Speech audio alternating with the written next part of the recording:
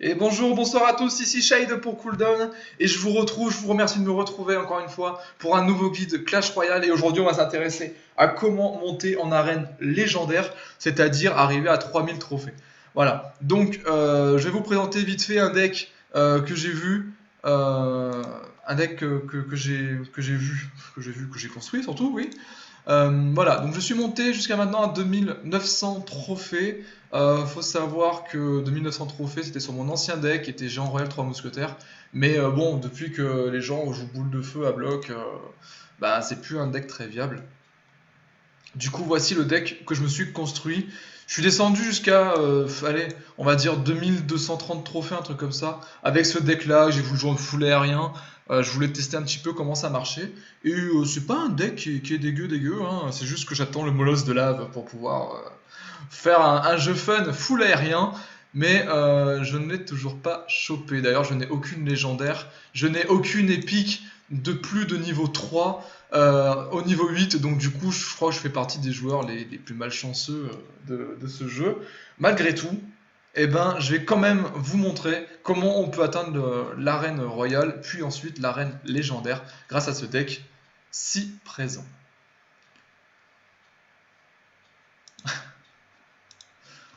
Allez, c'est parti. Du coup, je vais vous présenter 3-4 replays que je me suis amusé à faire et que je vais vous présenter. Du coup, on va commencer par celui-là.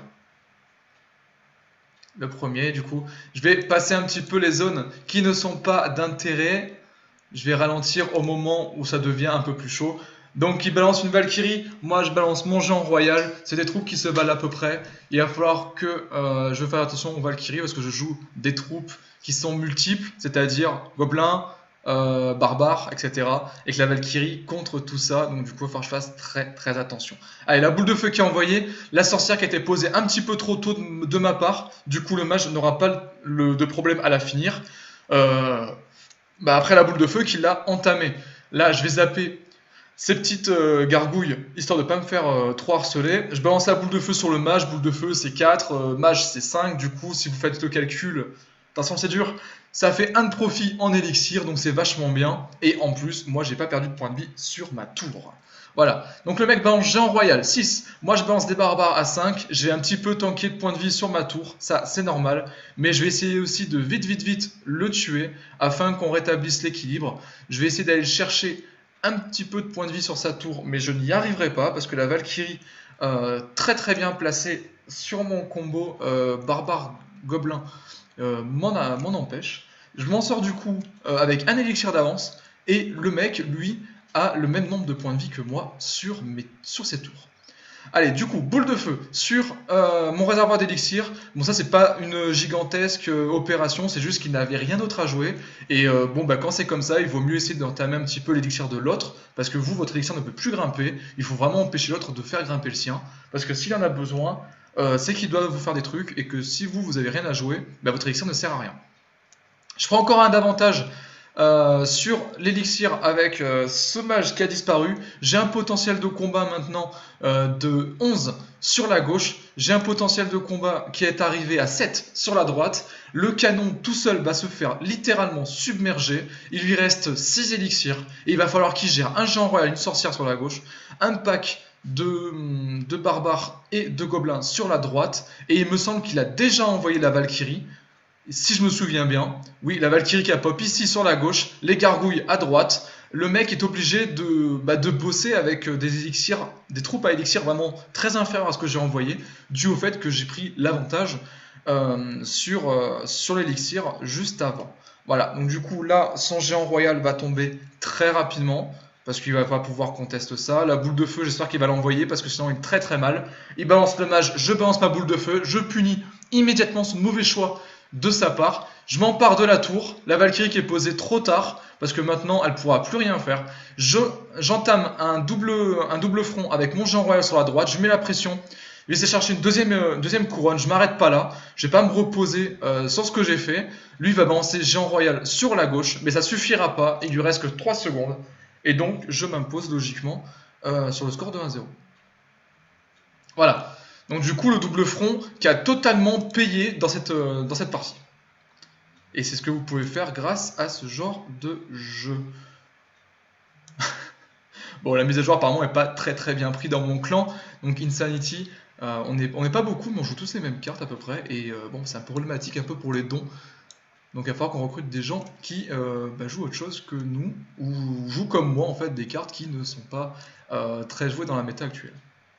Allez, on va se mettre sur un deuxième replay, cette fois-ci c'est sur un cochon gel. Donc cochon gel Valkyrie, c'est un jeu qui est très utilisé en ce moment et qui est très frustrant, dans le sens où vous menez toute la partie, puis à la fin vous avez un gel qui tombe, et bim, vous perdez votre tour à 30 secondes de la fin, vous pouvez plus remonter, alors vous avez mené toute la partie, et là le mec reste en défense et vous pouvez plus rien faire. Bref, c'est galère. Là je vois une pompe à élixir, une tour, une troupe en plus. Allez, je vais entamer la tour, je vais entamer la pompe à élixir, ça c'est super rentable. Vous voyez que maintenant, ma sorcière va avoir aucun mal à se le finir. J'attaque en plus avec géant royal, et là le mec, son canon, il ne peut plus rien faire. Heureusement il joue Valkyrie, sinon il aurait été très mal. Il joue le gel directement, parce qu'il sait que là ça commence à devenir dangereux. Parce que la Valkyrie ne pourra pas à elle seule tuer la sorcière si elle n'avait pas du temps en plus. Je balance mes 3 petites gargouilles, les 3 gargouilles du coup qui vont commencer à entamer la mousquetaire qu'elle a choisi de poser. Je suis pas très fan de ce choix parce que moi maintenant j'ai plus qu'à poser mes gobelins pour rétablir l'équilibre. Donc en élixir je vais être pareil que lui, je suis exactement pareil que lui et j'ai entamé sa tour alors que lui n'a pas encore commencé. Voilà, donc du coup l'avantage pour l'instant il est pris de chez moi. Le mec continue à balancer son extracteur d'élixir juste là, la boule de feu me démange. La boule de feu me démange parce que je peux avoir la tour que j'ai entamée en même temps. Je peux rester en défense un petit peu. Voilà, je vais la balancer. Je vais rester en défense un tout petit peu. Lui, il accumule son élixir. Il n'a pas de grosses troupes de push qui sont accompagnées par du tanking. Du coup, moi, je vais en profiter. Là, je pense qu'il aurait pu balancer son gel. Mais il ne le fait pas. Il préfère ça. Ok. Donc, il préfère ça. Moi, je vais continuer à pusher du coup avec un géant royal peut-être. Oui, mais il n'est pas assez gros pour passer devant la sorcière, dommage, ça aurait pu faire très mal. Du coup là, je vais simplement mettre 1 ou 2 coups sur la tour. Un seul, ça suffit déjà amplement. Voilà, ça c'est tué. Là je suis pas trop bien, parce que du coup j'ai ces 3 pushers sur moi. Et il va falloir que je m'en débarrasse. Du coup je vais prendre cher sur ma tour et lui redonner l'avantage dans cette partie. Et ça, c'est vraiment pas très bien négocié de ma part. Allez, je pousse la mousquetaire de mon côté. Hop, il balance sa pompe à élixir. Je pense que je vais balancer la mienne aussi. Ouais, je balance la mienne. Il va falloir un petit peu jouer serré dans cette partie. Je sais pas du tout comment je vais la gagner. Il me reste 30 secondes à jouer. Je suis pas très bien avantagé. Le mec balance sa Valkyrie sûrement. Ouais, il balance sa Valkyrie à droite, je vais balancer mes gargouilles. S'il balance le cochon, je balance les golems en plus, les barbares en plus peut-être. Là, je vais mener un double front du coup. Ouais, je balance un double front. Il gèle, je balance la boule de feu là-dessus. La mousquetaire va pas pouvoir arrêter le double géant royal. Et là maintenant, je pense que c'est plié. Impossible d'arrêter ça, c'est terminé. Le géant royal qui a trop pris d'avance. Et du coup, à force de mettre des troupes de petits coups, en fait, j'ai réussi à faire remonter un géant royal et à balancer du coup un double géant royal. Géant royal le premier qui a survécu grâce au gel à une troupe qui n'était pas adaptée dans le sens où elle faisait des dégâts de zone. Et du coup, ce géant royal a pu survivre et j'ai pu en balancer un deuxième. Voilà. Allez, un troisième replay, du coup on va se pencher sur celui-là. Alors celui-là qui était assez chaud parce que le mec joue 5 épiques, il joue une nuée de squelettes, prince, miroir, baby dragon et golem. C'est un deck qui m'a un peu surpris. En splashing il a juste la boule de feu, donc c'est un deck qui est assez peu splasher, ce qui me donne l'avantage vu que je joue beaucoup de troupes multiples. Et il a 3 pushers du coup en les personnes du prince, du cochon et du mousquetaire, avec comme tank le golem. Donc le golem, je vais pas lui laisser le temps de le sortir apparemment. Voilà, le zap qui est totalement ultra rentable sur la nuée de squelette. Moi je vous déconseille de jouer la nuée de squelette maintenant, c'est plus du tout opti depuis qu'il y a le zap. Là vous avez les gargouilles qui vont tanker un minimum et qui vont frapper également. Le géant royal qui fait totalement son taf sur la droite. Là j'ai pris une super bonne option dans la partie. Je balance ma sorcière, on est égalité en termes d'élixir joué. Là, je panique un petit peu, je me dis est-ce que le prince va continuer? J'ai pas vu le pop, j'ai balancé les gobelins. Et là, je vois Baby Dragon, j'ai dit oh là, c'est mal, c'est mauvais pour moi. La sorcière, elle va peut-être pas gagner son match-up. Et quand je vois la mousquetaire, je me dis bon, là c'est un peu de la triche. Je vais un peu l'aider. Là, j'ai eu la mousquetaire et le Baby Dragon, mais bon, je pense que j'aurais pu avoir aussi la tour, je pense que je l'ai mal balancé. Là, je balance directement mes barbares pour contrer le cochon, la mousquetaire qui va pouvoir tirer un peu plus et jouer une extra life supplémentaire. Donc là, c'est pas mal joué de sa part. Le problème, c'est que bon, bah, j'ai barbare, que ça a vite tanké le cochon, et que le cochon va pas pouvoir faire grand chose. Là, miroir, donc du coup, le cochon qui revient, un barbare qui fait demi-tour, l'autre qui continue. Je balance des gargouilles pour aider un petit peu en défense. Donc là, je suis pas très rentable sur le coup. Là, je vois que mon barbare est full vie. Je vais l'aider, je lui donne un coup de main. Je zappe la tour. Je vais voir si elle peut pas tomber. Et là, déception. Il lui reste 9 PV. Donc du coup, je l'ai pas tombé. Et ça aurait pu être très joli. Bon, j'ai quand même pris une sacrée avance. J'ai zappe, j'ai boule de feu. Je peux la tomber quand je veux cette tour. Je vais aller côté gauche avec un géant royal. Et quand je vois le golem, je me dis zut, le mec envoie, donc il va falloir que je réfléchisse. Je me dis bon allez, je continue à pêcher sur la gauche, je suis pas attentiste, je vois mousquetaire, je vais lancer ma boule de feu. Il n'y a aucune raison que la mousquetaire survive tranquillement comme ça. Donc du coup là je balance mes barbares. La nuée de squelette, je vais la zapper, ça il n'y a pas de souci. Le golem est géré. Pendant ce temps, mon géant royal fait le taf. J'ai balancé mi-vie la tour de gauche. Je me fais un petit match-up de sorcières contre 2 Baby Dragon. Le problème, c'est qu'elles elles se font contrer par un prince et une mousquetaire supplémentaire. Je balance mes barbares pour avoir la mousquetaire. Des petites gargouilles pour temporiser. Je fais EP ma boule de feu. J'ai besoin de ma boule de feu. Le troisième Baby Dragon qui arrive. Là, ça commence à devenir un petit peu chaud. Et je vois que le gars, en fait, a été très menaçant sur le combo bébé dragon miroir, parce que 3 bébés dragons d'un coup, c'est ultra chaud à tanker. Voilà, du coup, on va peut-être voir un dernier replay contre un deck que je veux vous montrer. Je ferai le guide prochainement pour savoir comment le contrer, parce que c'est l'un des decks les plus joués à haut niveau à arène légendaire. C'est un deck que je me prépare à affronter dans pas longtemps, vu que le but, je vous rappelle, c'est quand même de monter en légendaire. Hein, c'est là. Donc le PK double prince, c'est un deck qui est surjoué et c'est un deck, c'est le seul contre qui on a un peu galéré dans le sens où on était en extra time, qu'on a eu une tour chacun. Bref, ça a été très tendu dès le début. On a mis le rythme dès le début et ça a été quelque chose d'assez monumental. Donc PK double prince, en fait, ça s'appuie sur les grandes lignes.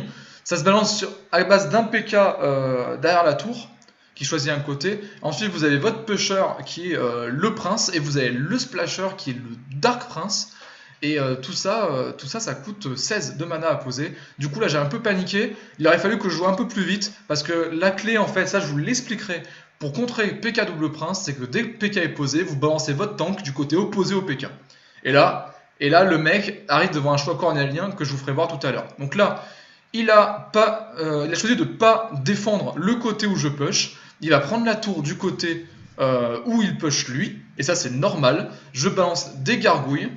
Donc les gargouilles vont tranquillement s'imposer sur le PK et sur les 2 princes. Et pendant ce temps-là, moi, j'ai pris la tour avec ma sorcière et mon géant royal qui étaient totalement libres de faire leur taf. Résultat des courses, bon, il est niveau 9, je suis niveau 8, ok. Il a des épiques plus nombreuses que moi, d'accord, machin, il a attaqué avant. Bref, faut toutes les excuses que vous voulez. Dans tous les cas, il a un petit peu d'avance sur moi, sur la tour centrale. Il balance son mineur pour contrer mon extracteur d'élixir. Je balance les gobelins et une boule de feu pour contrer le sien. Donc là, on est à peu près identique en termes de pompe à mana. La mienne va céder un peu avant. Mais le truc, c'est que c'est lui qui joue PK. C'est lui qui va le jouer en premier. Et quand il va jouer PK, moi je vais jouer géant royal. Il coûte 1 de moins. Je rattrape mon retard de 1 environ. Enfin, je rattrape 1 de retard. Sachant que lui, vu qu'il a sa pompe Alexia qui est encore vivante, il va prendre encore de l'avance. Là, je balance mes petites gargouilles sur le côté, histoire de commencer à entamer ce PK. Je zappe l'ensemble des volantes. Le Dark Prince qui est pop, je balance ma sorcière pour temporiser le PK, tout le monde est regroupé, je balance la boule de feu, et là ça fait carnage. J'ai plus qu'à défendre à coups de barbare. Le géant royal qui a fait le taf à droite pendant ce temps-là. Parce que je vous rappelle que quand vous jouez PK double prince, vous avez deux solutions. Soit vous balancez le PK et vous finissez votre combo avec les doubles princes, mais vous laissez totalement sans défense votre tour latéral de l'autre côté. Soit vous cassez votre combo. Vous pouvez défendre un petit peu la tour que vous avez laissée. Par contre, votre combo attaquant n'est plus aussi redoutable parce que vous perdez en fait le trio Splasher, Pusher, Tank. Donc il vous reste soit le Splasher, soit le Pusher. Et dans tous les cas, ça ne marche pas. Donc là, il a remis son combo en choisissant de ne pas défendre. Moi, ça va me profiter. Et j'ai attendu que les deux princes tapent la tour afin de mettre ensuite mes barbares. Bien casser un petit peu ce Dark Prince. Parce que ce Dark Prince, il fait des dégâts qui sont augmentés à la charge, mais qui sont aussi splashés. Du coup, j'ai attendu qu'il tape sur la tour, je balance mes barbares, et là, ils ont pu s'en défaire tranquillement. Les géants royal, du coup, lui, qui n'avait personne en face, a pu finir tranquillement cette tour. Voilà, donc je vous rappelle mon deck, si vous voulez l'essayer, sachant que moi j'ai pas des cartes de très haut niveau pour mon level, franchement je sais pas ce que je fais, faudrait que je m'y mette un petit peu.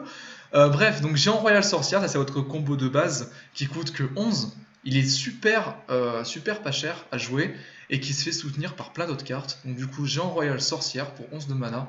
Vous avez les barbares quoi, qui peuvent vous aider dans le cas où vous avez soit un cochon, soit un PK double prince, etc. C'est une carte qui est très polyvalente et qui peut aussi aller chercher un géant royal adverse au moment où il franchit la rivière. Vous avez les gargouilles qui sont très efficaces, par 3, pas par 5, sont très efficaces et qui peuvent faire dépenser une volée de flèches ou une boule de feu à votre adversaire. Dans le cas où il ne sait pas les gérer, une nuée de flèches, c'est des squelettes de la sorcière et des gobelins qui vont rester en vie. La boule de feu, c'est une sorcière et c'est des barbares qui vous remercieront. Bref, les gargouilles sont très chiantes par 3 et pas par 5, parce que par 5, si elles prennent un zap, c'est beaucoup de déficit en élixir qui sont perdus, qui est pris, et c'est aucun désavantage si vous prenez une nuée de flèche, parce que ça coûte 3 également. La pompe à élixir, parce que Super Saiyan ne comprend pas que même en nerfant ses points de vie, même en la rendant super fragile, on va la jouer derrière les tours, et que même si on ne l'utilise plus pour devant, on va la jouer derrière, et que c'est toujours pour l'avantage en élixir qu'on la joue. Les gobelins pour gérer les princes, les petites troupes à la con comme ça, et vous avez le zap bien sûr pour immobiliser un petit temps de latence les troupes qui vous embêtent, le temps de sortir ce qu'il vous faut. La boule de feu qui est obligatoire, tout ce qui est triple mousquetaire, barbare, sorcière, mage, mousquetaire, nuée de horde de gargouilles, pardon, tout ça c'est obligatoire la boule de feu. De plus elle repousse maintenant, je vous rappelle, le mini PK et la Valkyrie, donc du coup c'est vraiment une carte qui devient très très intéressante à jouer. Voilà, j'espère que ça vous a plu, j'espère que vous aussi vous ferez route vers l'arène légendaire comme moi, on se retrouve là-bas, on se donne rendez-vous. Et d'ici là, je vous donne rendez-vous pour un prochain guide la prochaine fois, dès que j'aurai le temps d'en faire une, et dès que j'aurai vu un peu plus de double PK Prince, je pourrai vous faire le tutoriel concernant ce deck infâme qui constitue le double PK Prince. Voilà, c'était Shade pour Cooldown, je vous remercie de m'avoir suivi, j'espère que ça vous a aidé. Si vous voulez tester ce deck et me faire des retours par commentaire, n'hésitez pas, mettez un petit pouce comme ça sur la vidéo si jamais vous l'avez aimé. Et si vous avez aimé, n'hésitez pas à vous abonner à la chaîne Cooldown et à me suivre régulièrement, parce qu'il n'y a pas que moi, il y a d'autres gens qui font des vidéos très très bien, et je vous invite à aller les voir. Voilà, je vous donne rendez-vous à la prochaine fois, c'était Shade pour Cooldown, allez à bientôt.